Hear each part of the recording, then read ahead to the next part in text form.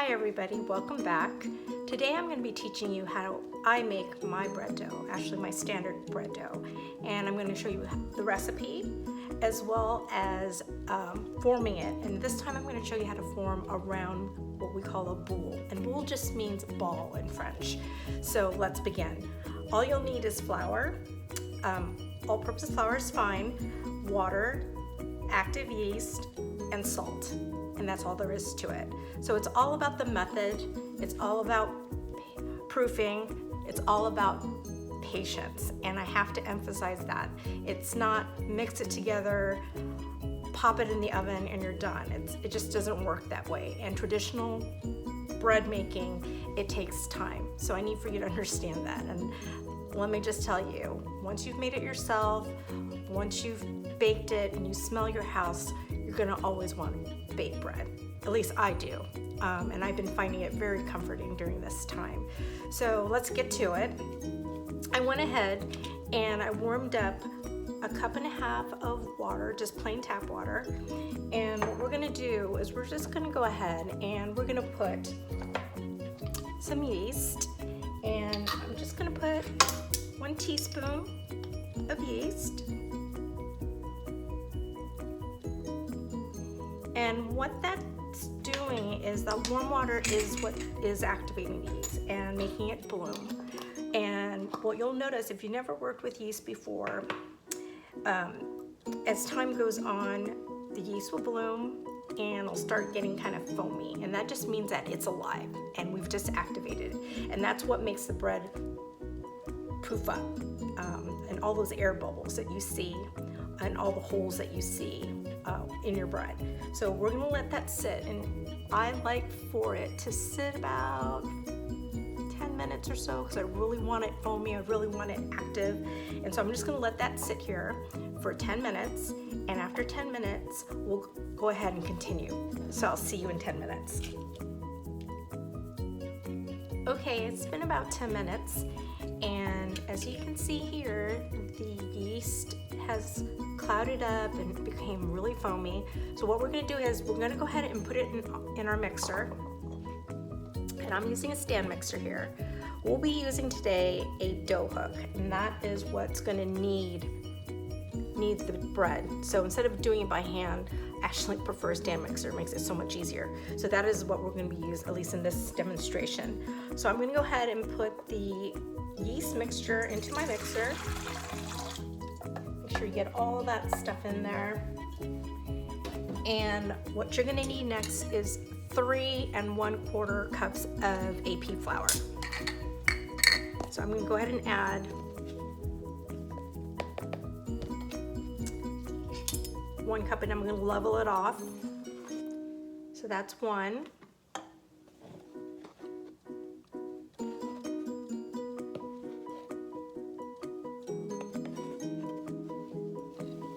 2.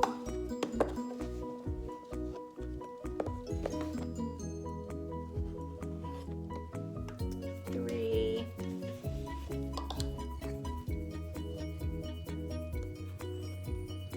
And 1/4. We'll also need 1.5 teaspoons of salt. All right. I have 1.5 teaspoons. And that's it. Flour, yeast, water, and salt, and that's it. I'm gonna go ahead and attach my dough hook.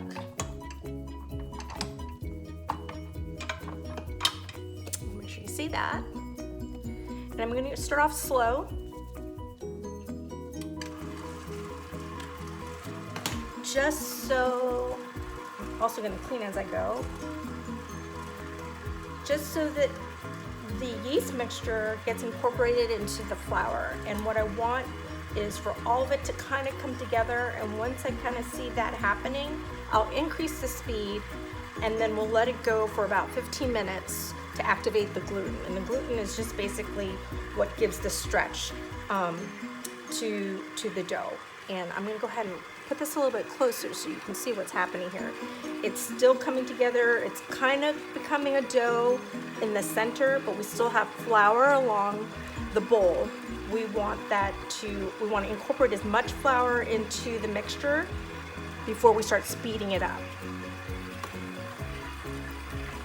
It's almost there, almost there. And I can see already most of the flour is now being incorporated. So now I'm gonna turn up the speed. I'm gonna go from stirring to number 3, number 4 on my machine. And we're just gonna let that go for 15 minutes.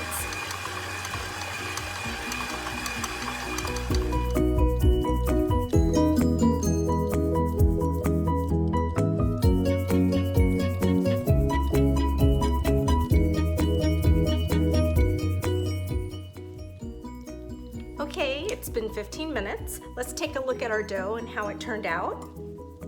So we'll come on over here and let's see how it turned out. So the kneading process basically makes the dough elastic, and we activated the gluten, and that's basically what that means. You activate the gluten, dough becomes more elastic. And let's take a look at it. I'm going to take it off my dough hook.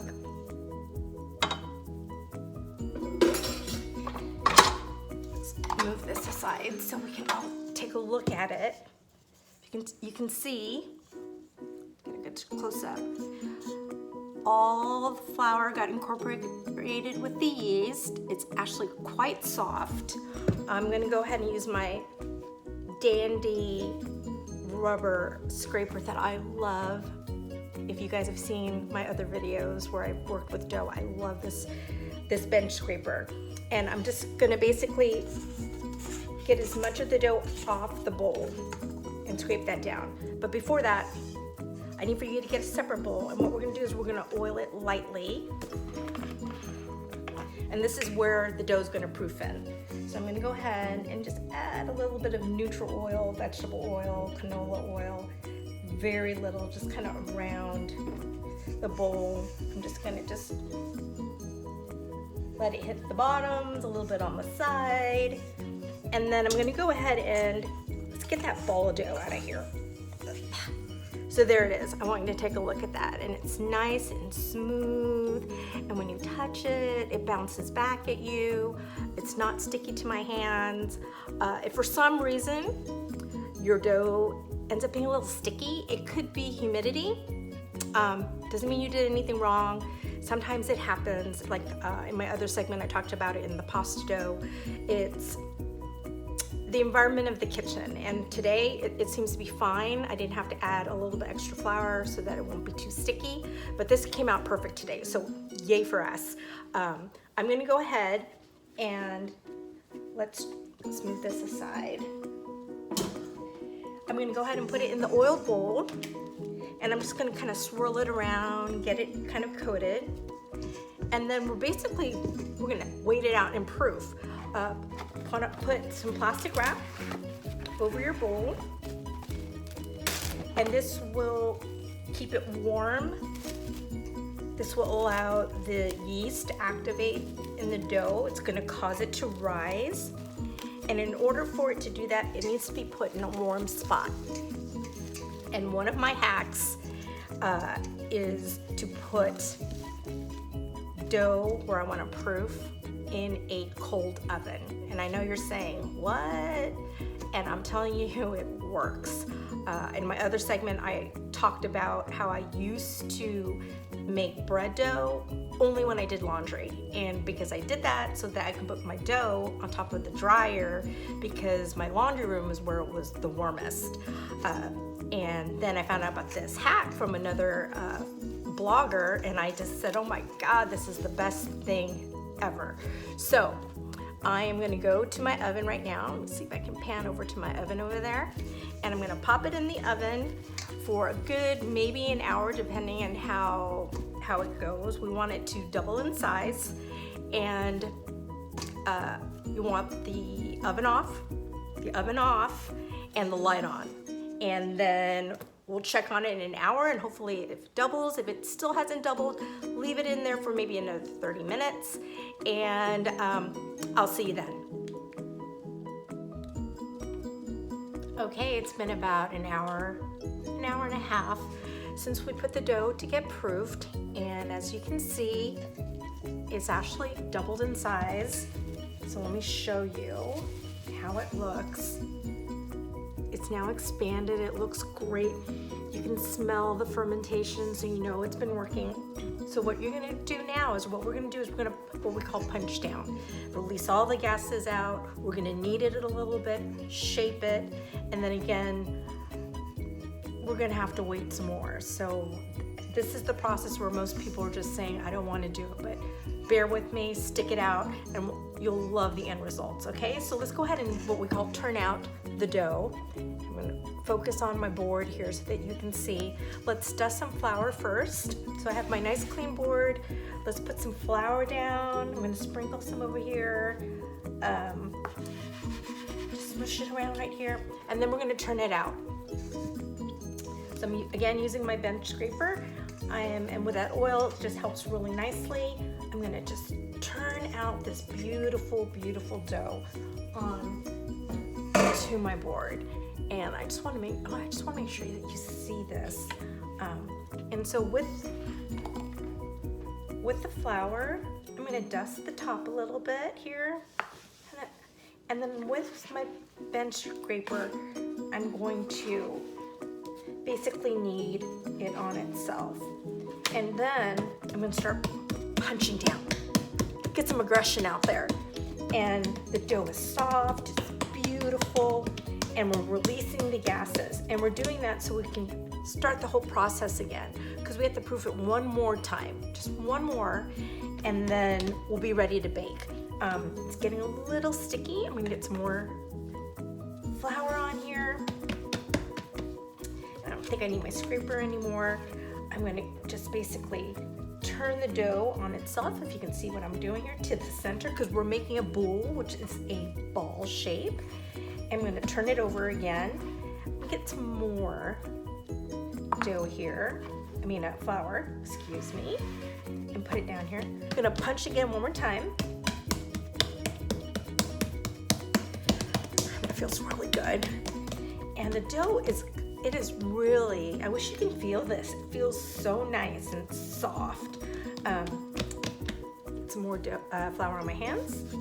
And again, I'm gonna take the corners and put it towards the center, towards the center, towards the center, towards the center. Flip it over, and then I'm going to basically mound it. I don't know if you can see what I'm doing here. It's kind of like if I had a bigger hand to do this, but since I don't, I'm kind of doing it with two hands. If I was making rolls, I could do this and get a really good knead to that, but what I'm trying to do is just basically form it into that nice round, what we call boule, or a ball. So can you see that? It's nice and soft. I'm going to go ahead and transfer this to a baking sheet. Just move this across.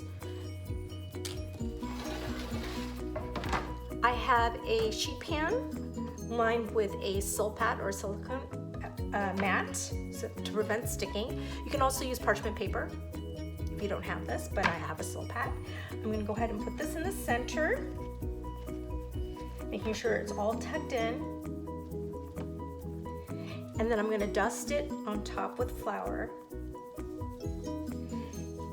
And I'm doing this because you'll see later when we score it, and we'll talk about scoring later, why certain breads look like they have flour on top.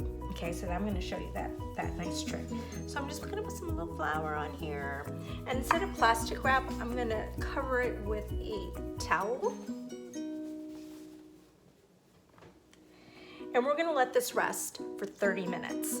So again, let's just be patient. Go get yourself a coffee or a Coke or something, but let's wait 30 more minutes and then it'll be time for baking. In the meantime, go ahead and preheat your oven to 475 degrees. That way you will be all ready to go when we have to bake it. All right, see you soon. All right, we're in the home stretch, guys. So I want you to take a look. It's been 30 minutes. This is the last proof. Ta-da! I don't know if you can really see it, but it has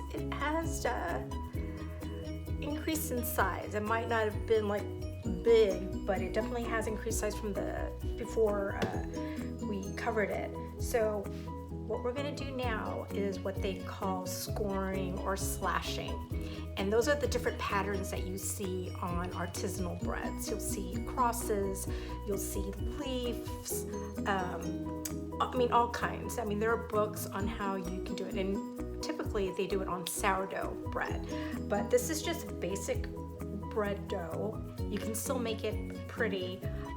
It's better if it's with a more sturdier dough, like a sourdough, but I'm just gonna show you a basic cross. And when it bakes, it just opens up really pretty and it just kind of looks really fancy. And you're just going, wow, you know, your friends will go, wow, you made such nice bread. So in order to make that slash mark, you're gonna need a baker's tool. I've tried using a paring knife. It does not get the deep, clean cuts that you want when you're actually slashing or scoring the bread. So I actually invested, and if you're serious about bread design or wanting it to look pretty fancy, I highly recommend it. You can get it on Amazon, and it's just called a bread lame, L-A-M-E.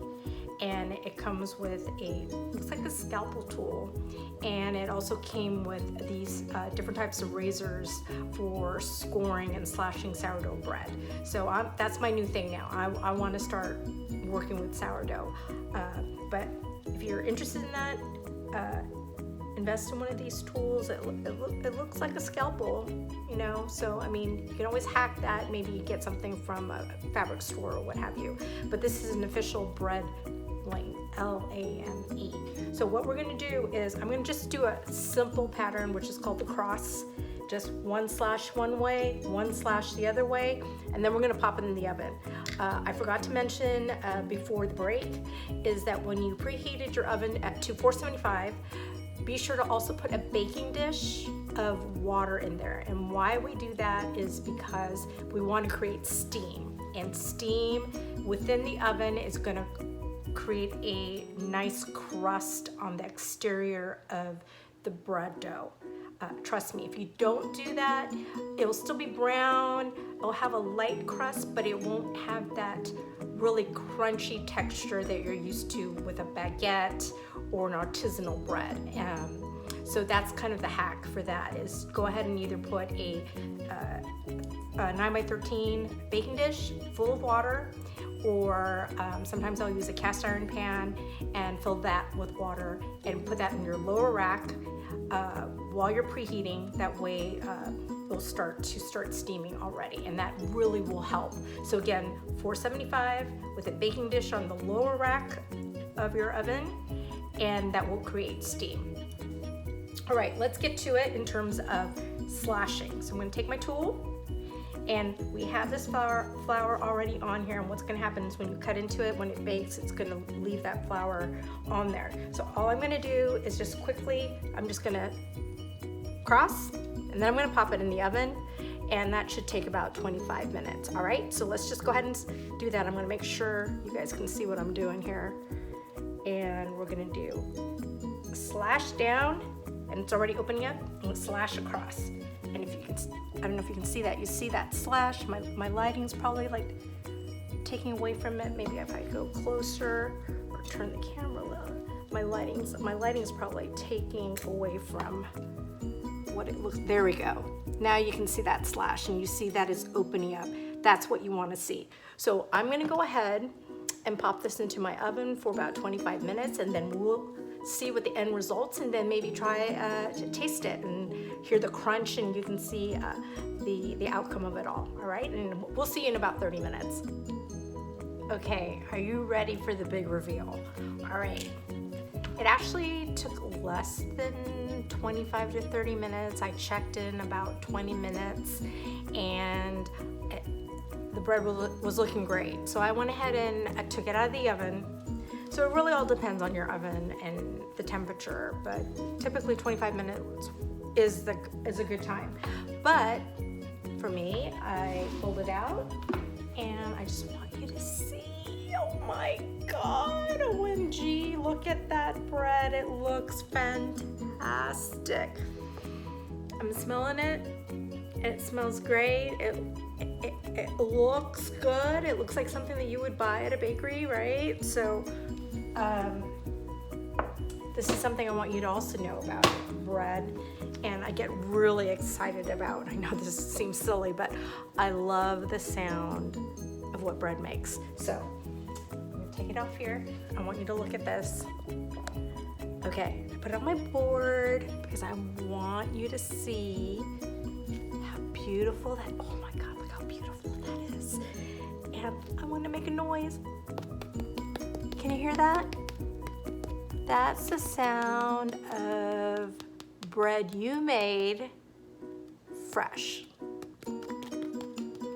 Okay, I want you to be excited. I want you to pat yourself on the back and said, I made this.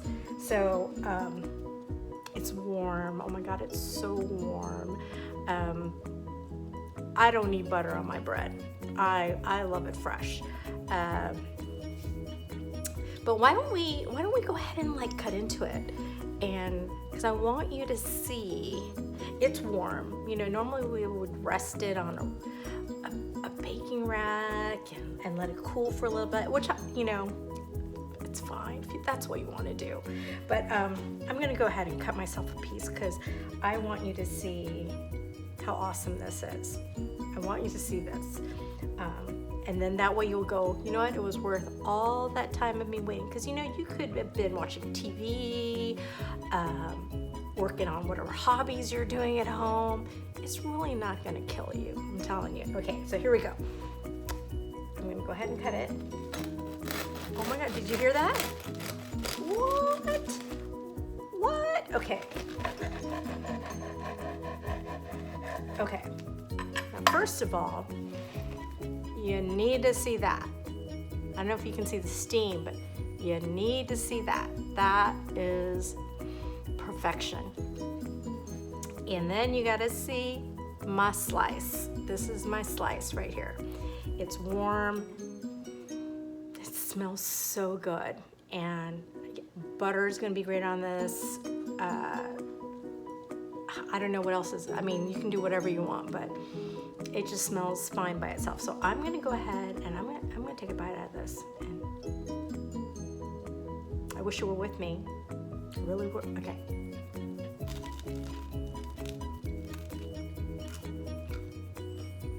Can you hear that?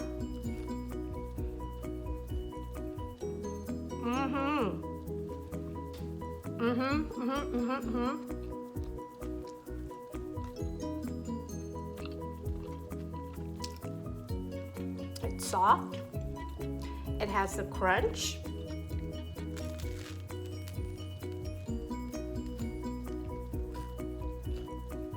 It has the chew, which is important. Let me just say,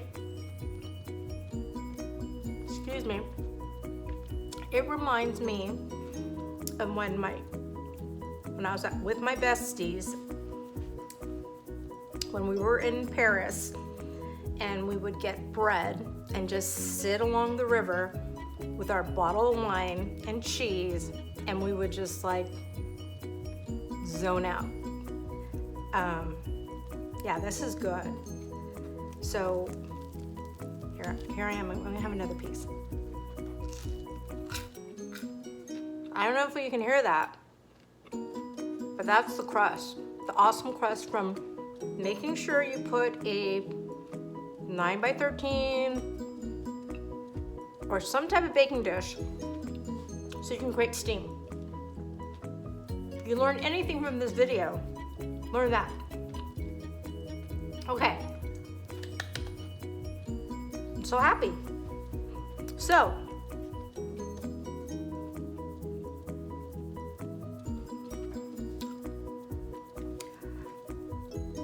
I gotta celebrate with you guys, right?